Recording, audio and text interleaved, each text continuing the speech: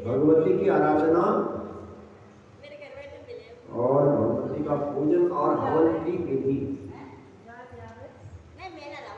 पूछा कि भगवन ब्रूहि समख्या आराधने विधिं पूजा विधिमंत्राश्च होम विधिं वदः। देवी की आराधना कैसे की जाती है और उसका पूजा की विधि के बारे में पूछा गया कि देवी की आराधना और पूजा कैसे की जाती है, उसके मंत्र क्या हैं, तो हवन के बारे में बताइए। तो सोराजन प्रवक्ष्यामि तस्यां पूजा विधि सुमं कामदं मोक्षदं निर्णाम ज्ञानदं दुःखनाशनम्। उस भगवती की पूजा की विधि बताता हूँ। उस विधि से पूजन करने पर और प्राणियों की सारी मनोकामनाएं पूर्ण हो जाती है, मोक्ष प्राप्त होता है और ज्ञान मिलता है और दुख दूर हो जाते हैं। तो देवी की आराधना करने चाहते हो, उनको चाहिए कि धुले हुए वस्त्र धारण करें और आचमन करके पूजा स्थान को शुद्ध करके स्वच्छ भूमि पर आसन बिछाएं और 3 बार आचमन करें। ओम ऐं आत्म तत्वं नो स्वाहा, ओम ह्रीं विद्या तत्वं सोम्यामि स्वाहा, ह्रीं शिव तत्वं सोम्यामि नमः स्वाहा। ये 3 मंत्रों से आचमन करें और उसके बाद सामग्रियों पर जल छिड़कें और उसके बाद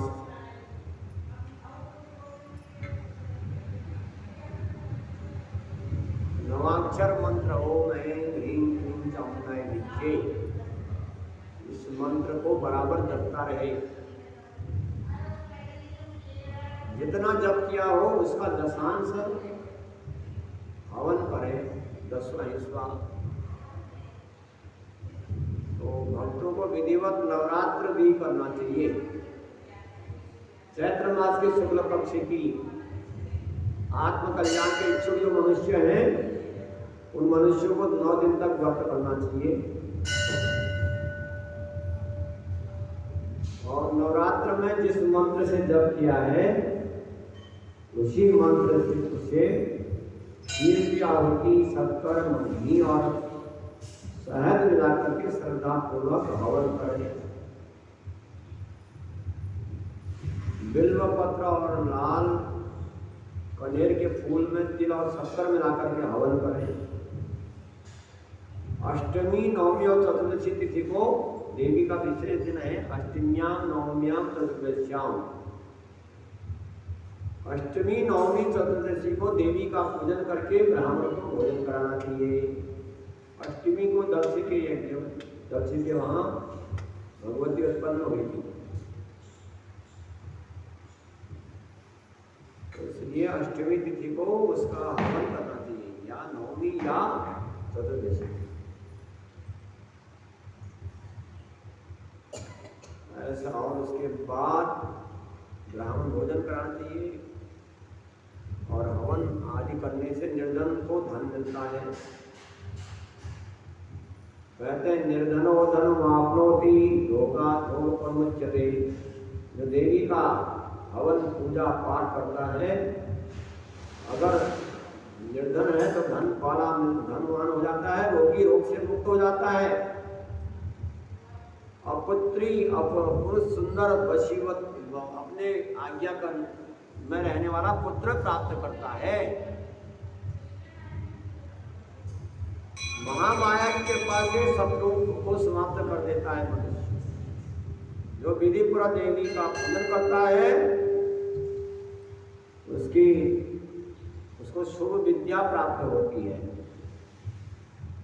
जो भी ब्राह्मण क्षत्रिय जो भी लोग देवी का पूजन करते हैं वह हर तरह से सुखी रहते हैं। जो स्त्री पुरुष भक्ति के साथ नवरात्र व्रत करता है वह वांछित फल को प्राप्त कर लेता है। तो वैदिक तो कलश की स्थापना की जाए मंत्रों से,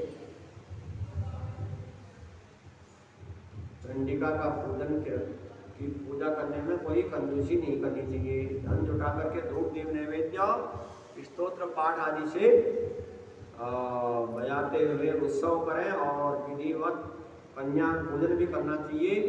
कन्याओं को चंदन है, आभूषण है, वस्त्र आदि है, ऐसा मालाओं से पूजन करने का विधान है। हवन करने के बाद ब्राह्मण भोजन और दशमी को व्रती स्वयं पारायण करें। इस प्रकार जो पुरुष पतिव्रता स्त्रियां नवरात्र व्रत करती हैं वह इस लोक में मनचाहा सुख होकर के और देवी के रूप में जाती हैं। तो देवी के उपासकों को, जो देवी के भक्त हैं, वह अन्य जन्म में भी देवी की भक्ति ही प्राप्त करते हैं। उससे उत्तम कुल में जन्म मिलता है जो देवी की भक्ति करते हैं, उनका स्वभाव अच्छा रहता है। सब व्रतों में उत्तम नवरात्र व्रत होते हैं। भगवती शिवा का आराधन करने से सब चीज़ें सुलभ हो जाती हैं। और इसलिए चंडिका की आराधना करिए और इस प्रकार से जो भी देवी का भक्ति करेगा उसको अभिलित सुख प्राप्त करके अंत में देवी के सुंदर लोक को प्राप्त होगा। जो लोग भगवती की आराधना नहीं करते उनको नरक जाना पड़ता है, उनको व्याधियों से पीड़ित रहना पड़ता है,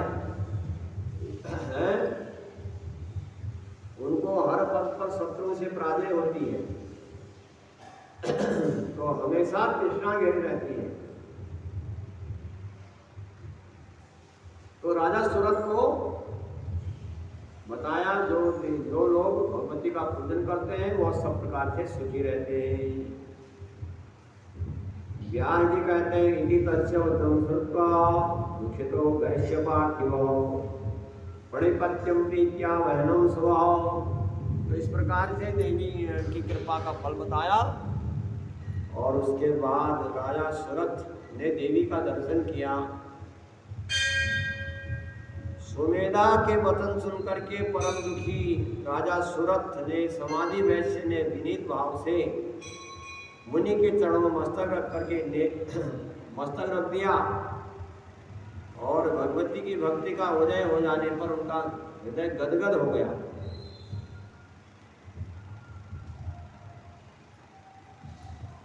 तो भगवती का राजा सूरत और समाधि भाव से हाथ जोड़ करके कहने लगे, हे भगवान,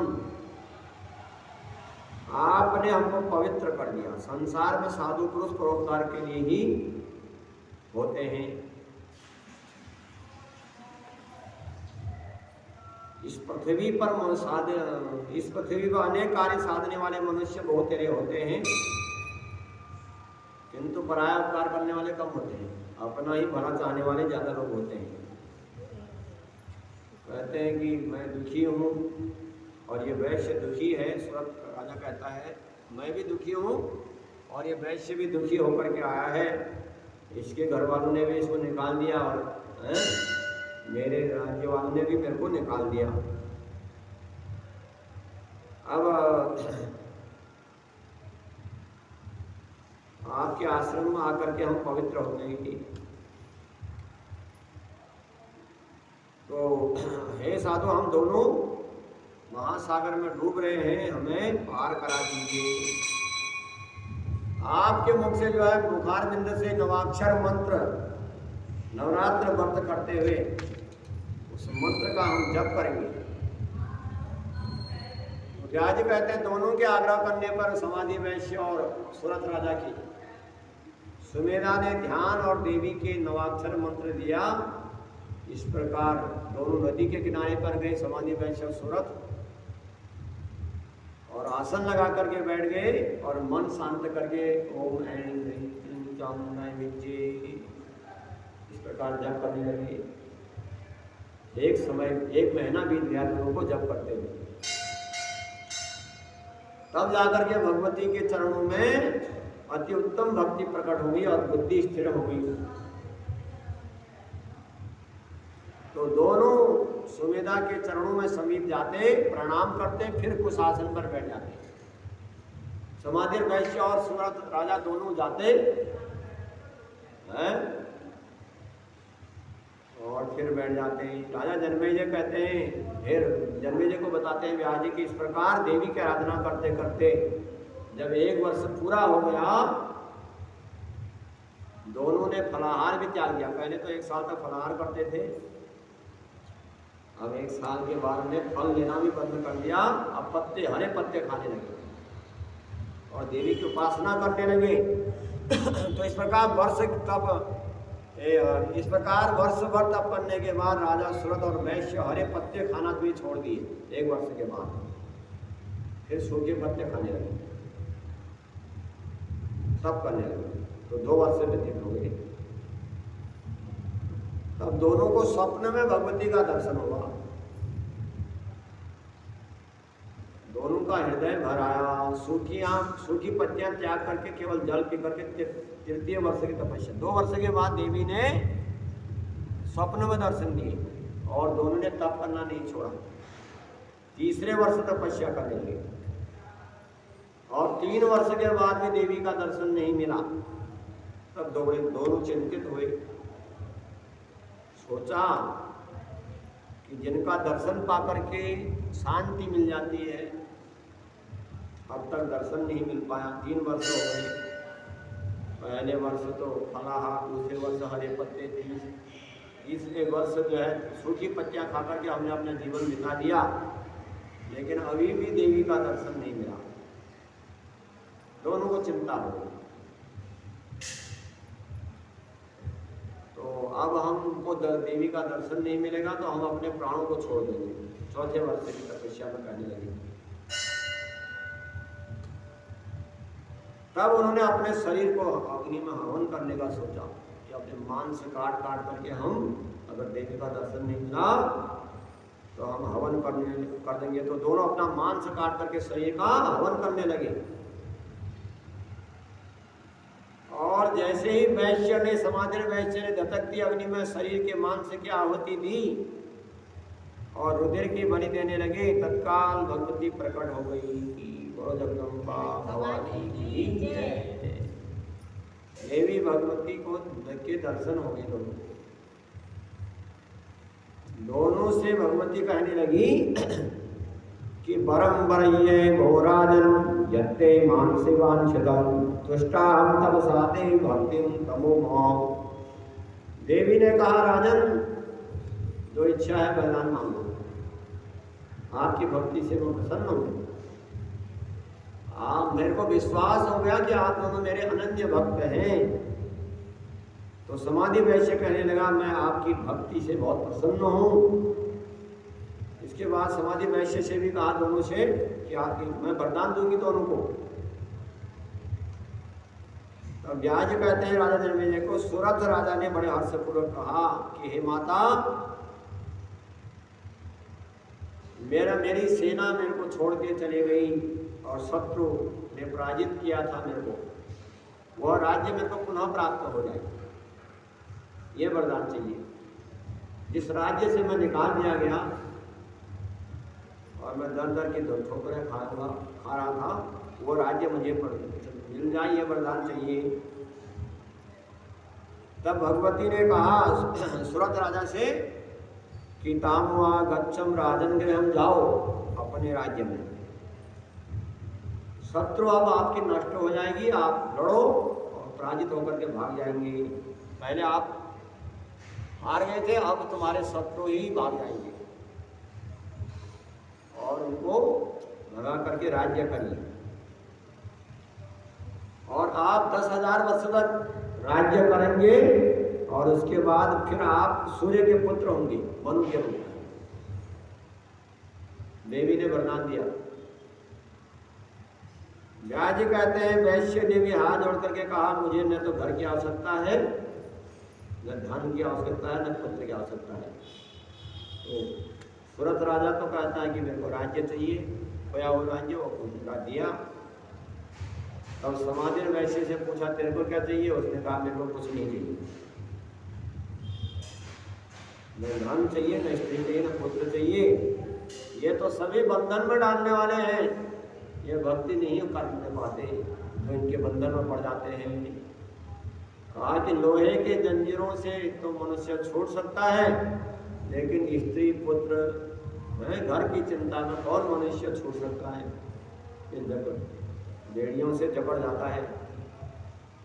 ये सब ये स्वप्न के समान नाशवान है, ये स्वप्न के समान है, ये कोई शांत देने वाले नहीं है। इसलिए मुझे ऐसा निर्मल ज्ञान दीजिए कि मैं मोक्ष प्राप्त कर सकूं, भव बंधन से छुटकारा पा जाऊं। इस कारण इस अवसर पर संसार सागर में अज्ञानी डूब जाते हैं, ज्ञानी पार उतर जाते हैं। इस कारण ज्ञानी पुरुष संसार में फिर जन्म लेना नहीं चाहते। तो व्यास जी कहते हैं तदा कर्ण्यम महामाया वैश्यम प्राह पुरस्थितम वैश्यवरम ज्ञानम भविष्यति न संशयः।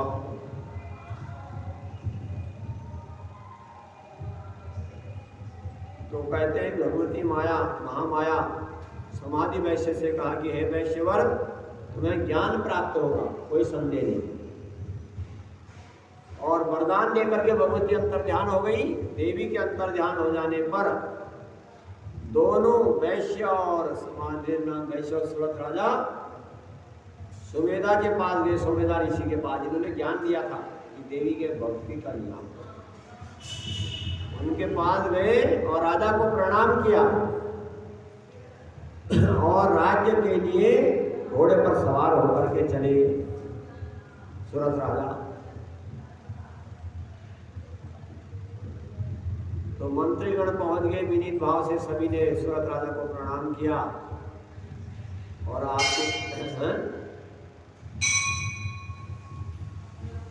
सूरत राजा से कहने लगे मंत्रीगण आप अपना चलिए। तो मंत्रियों के वचन सुनकर के राजा सूरत सुमेधा को प्रणाम किया और अनुमति मांग करके मंत्रियों के साथ नगर चल पड़े। और तब रानी और बांधवों को पाकर के पृथ्वी का शासन करने लगी और समाधि वैश्य को ज्ञान प्राप्त हो गया और यह भारतवर्ष की सभी तीर्थों की यात्रा करा। सूरत राजा कहते हैं काल वेतम तीर्थेषु विचरण गायन्ति भगवत्या गुणाधः। भारतवर्ष में जितने भी तीर्थ हैं सबकी यात्रा करते भगवती की गुणों की महिमा का गान करता हुआ वह सभी तीर्थों में जाने लगा। इस प्रकार देवी का अद्भुत चरित्र सुनाया, साथ में ये भी बता दिया कि राजा सूरत और समाधि वैश्य को किस प्रकार से देवी ने कृपा करी। तो देवी का ऐसा प्रभाव है, जो मनुष्य श्रद्धा के साथ इस देवी की कथा को सुनता है उसको वास्तविक सुख प्राप्त होता है। पावन कथा होती है, पवित्र करने वाली। जो कथा सुनते हैं, एक तो उसको ज्ञान होता है, दूसरा उसको मोक्ष प्राप्त होता है और तीसरा उसका यश बनता है और सुख प्राप्त होता है। तो ये आख्यान सभी धर्मों का इसमें मिलन है। धर्म अर्थ काम मोक्ष चारों चीजों की प्राप्ति कराने का साधन है। तो जनमेजय महाराज के आग्रह पर सत्यवती पुत्र व्यास जी ने देवी भागवत संहिता सुनाई और व्यास जी ने शुंभ दैत्य की वध की गाथा भगवती चंडी का इतिहास सुनाया। तो देवी भागवत का ये पंचम स्कंद में कथा सुनाई। देवी का प्रभाव सुनाया। तो ऋषियों ने पूछा, ऋषि सुद महाभागो विष्टम ते वचनामृतम न कृता स्वयं वम पित्वा द्वैपायनम शुभम।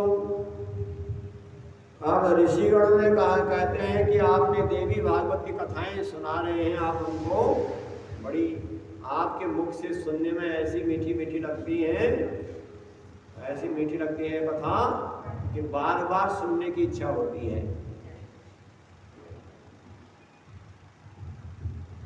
रमणीय कथा सुनाइए, हमारी जिज्ञासा है